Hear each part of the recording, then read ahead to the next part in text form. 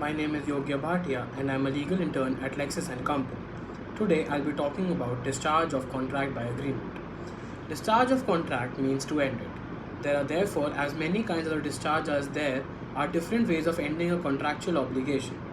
Discharge of a contract refers to the way in which it comes to an end. When the contract is formed by agreement, it may also be discharged or terminated through agreement, subject to the condition of the contract. The agreement to extinguish or terminate the contract itself becomes a binding contract if supported by consideration or made under seal. The following are the three main types of discharges. Bilateral discharge. The contract will be mutually discharged where the parties agree to release one another from any further obligation existing from the original contract.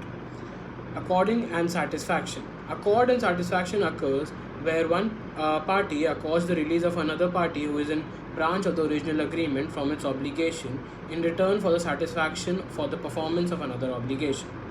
Unilateral discharge. Unilateral discharge occurs where one party has completed its part of the bargain and agrees to release the other party from its outstanding obligation under the contract.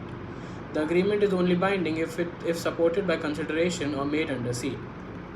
Type of discharge by agreement or consent. As per Section 62 of the Indian Contract Act 1872, whose heading is Effect of Novation, Recession and Alteration of Contract, if the parties to a contract agree to substitute a new contract for it or to rescind it or alter it, the original contract need not be performed.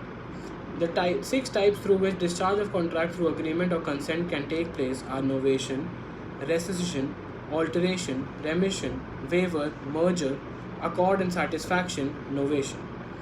Novation takes place when either a new contract is substituted for an existing one between the same parties or a contract between two parties is rescinded in a consideration of a new contract being entered into the same terms between one of the parties and the third party.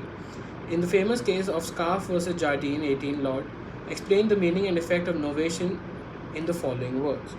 There being a contract in existence, some new contract is substituted for it either between the same parties or between different parties.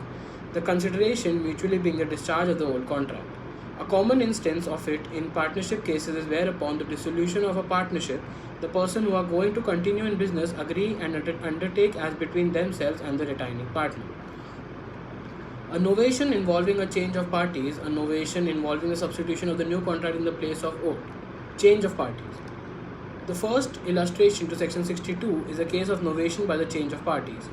The illustration is A owes money to B under a contract. If it is agreed between A and B and C that B shall henceforth accept C as his debtor instead of A. The old debt of A to B is at the end and a new debt from C to B has been contracted. If A is a debtor and the creditor agrees to accept B in his place as the debtor, the original contract between the creditor and A is at the end. Substitution of the new agreement. When the parties to a contract agree to substitute a new contract for it, the original contract is discharged and need not be performed. It is necessary for the application of this principle that the original contract must be subsisting and unbroken. In the Supreme Court case of Lata Construction vs. Dr. Ramachandra Ramnikal, it was held that there should be a complete substitution of a new contract. It is in this situation that the original contract need not be performed. In other words, it means that if the new contract changes the heart of the contract or the root of the primary contract, only then it will be considered as novation. So the question arises, what happens if the heart of the contract is not changed, but only minor changes are made? Any minor change to the contract which both the parties agree to is called material alteration to the contract, and it is legally binding on both the parties.